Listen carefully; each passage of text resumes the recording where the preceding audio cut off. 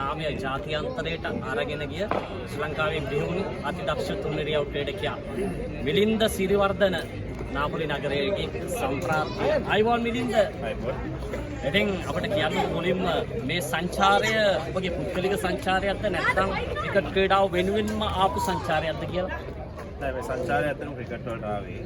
මම ඇත්තටම රෝමා සිසිකට ශ්‍රී ලංකාවට ගමන් ආවේ. ඉතින් ඒ ගමනම නාපොලි වලට ගියා. ඔබ ලෝකේ බොහෝ රටවල සංචාරය කරලා ඇති. ඉතින් ඔබ මම හිතන්නේ පළවෙනි වතාවට යුරෝපයට එන්නේ. ඉතාලියට එන්නේ පළවෙනි වතාවටද? මේ දෙවෙනි වතාව මම නාපොලියට ආවේ පළවෙනි වතාවට. ඉතාලියට ඇවිල්ලා තියෙනවා. ඉතාලියට ඇවිල්ලා තින්නේ මේ දෙවෙනි වතාව. ඉතින් මිලින්ද ඔබ ලංකාවේ ක්‍රිකට් ක්‍රීඩාවෙන් නාමයක් හදාගත්ත අපූර්ව තරුවක්. එතකොට ඔබ ආපු ගමන් මඟ තුල ශ්‍රී ලාංකීය ජාතික කණ්ඩායම නියෝජනය කරන්න වරම් හිමුුනේ කොහොමද? ඒක කතාවක් අවුරුදු 10-12 කාලයක් පස්සේ තමයි ශ්‍රී ලංකාවේ තමයි දෙන්නම් මොනේ මොකද ඒ අවුරුදු මම ලකුණක් 1900 ගත්ත පළවෙනි තරගයට. ඉතින් ඊට පස්සේ 2015 මට ජාතික වරම් හම්බුණා. ඔබ ක්‍රීඩා කරපු පළවෙනි ජාතික අතර තරගය මතකද? ඔව් පාකිස්තානෙත් එක්ක කොහෙද? පාකිස්තානේද නැත්නම් ලංකාවේ ක්‍රීඩා කරේ පාකිස්තානෙත් එක්ක. ඉතින් මිලින්ද ඔබ ලංකාවේ නොයෙක් ක්‍රීඩා සමාජ දැක ඇති. ඒ නමුත් ඉතාලියේ බොහොම සීමිත ක්‍රීඩා සමාජ ප්‍රමාණයක් තමයි ළමයින්ට තියෙන්නේ. මොකද ළමයි ඉතාලි අධ්‍යාපනයේ ලබන ගමන් තමයි ඔවුන්ගේ විනෝදාංශය, ඔවුන්ගේ කැමැත්ත අනුව දෙමව්පියෝගේ කැමැත්ත අනුව මේ ක්‍රිකට් ක්‍රීඩාව තෝරාගන්නේ. ඉතින් ඔබ ලංකාවේ දරුවන්ගේ මේ දරුවන්ගේ දකින්න වෙනස මොකක්ද? මම ලොකු වෙනසක් දකින්නේ නැහැ දරුවන්ගේ මේ වයසේ දරුවන්ගේ ලොකු වෙනසක් දකින්නේ නැහැ. අතන මේ දැක්කපු දේවල් එක්ක ඇත්තටම ලොකු වෙනසක් දකින්නේ නැහැ. මම දකින්නේ එකම දේ මේ දකින්න සැකේදී වැඩි විතරයි. මේ වයසට මම හිතන්නේ බේසික් එක විතරයි වැදගත් වෙන්නේ. මේ ඉස්සරහට යනවා නම් මේ වයසේ ළමයි. ඉතින් මම හිතන්නේ මේ ලංකාවේ දරුවන්ගේද මේක නේ ලංකාවේ දරුවෝ තමයි.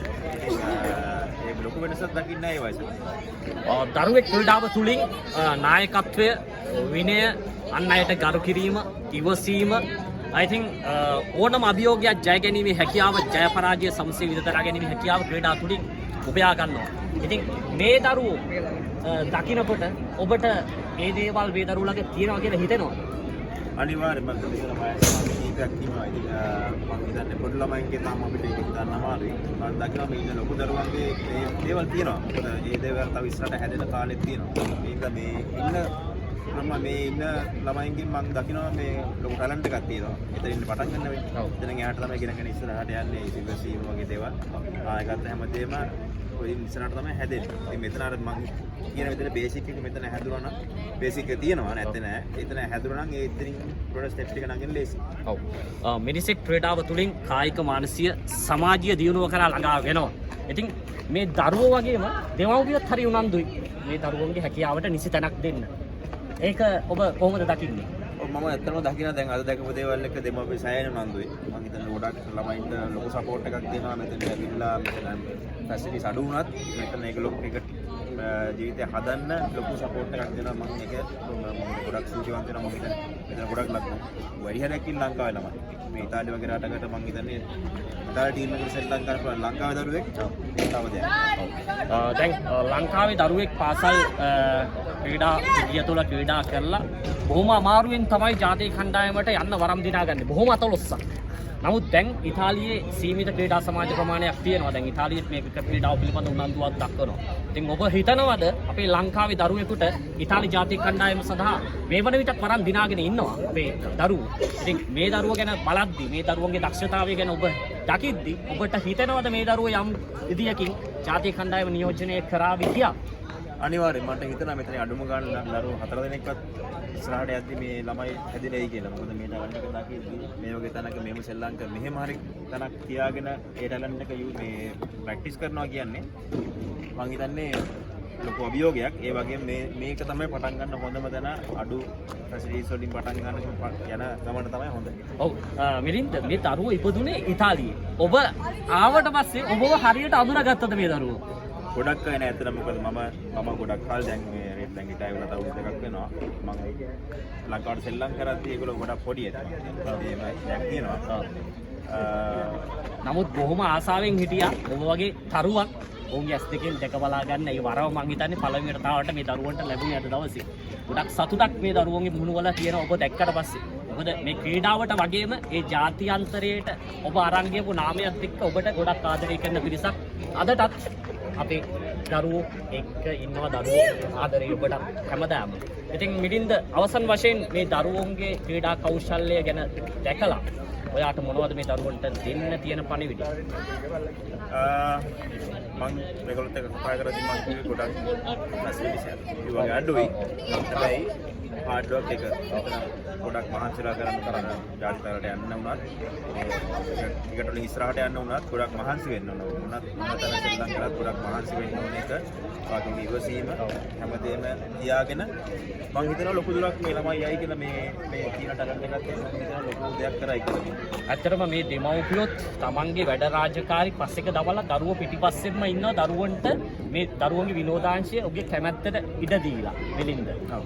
මේ දෙමව්පියන්ගේ බලාපොරොත්තු ඇත්තටම මේ ක්‍රිකට් ක්‍රීඩාව තුළින් දරුවව ඉහළට අරන් යන්න මේ ක්‍රීඩාව තුළින් ඒ ගුණාංග දියුණු කර ගන්න දරුවන්ට ඉවසීම ඒ හැම දෙයක්ම පුරුදු පුහුණු කරගන්න. ඉතින් මේ සංචාරය පිළිබඳව කතා කරද්දී ඔබ ලස්සන තැන්වලට ගියා.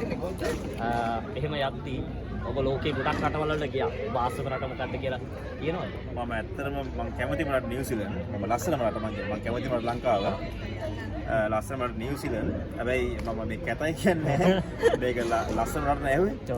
මම මෙහි ඇවිල්ලා ටැංකීට් එක පුදුම ලස්සනයි. මම ගිහිල්ලා ආවේ හැපි අයිලන්ඩ් වලට. පුදුම ලස්සනයි.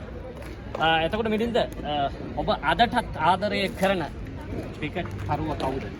මම කැමතිම කීයක සංගක්කාර මම ඒකට ශ්‍රී ලංකාවට මම ඒක වාසනාවක් මහල ජයවර්ධන සංගක්කාර කියලා ශ්‍රී ලංකාවට තියෙනවා.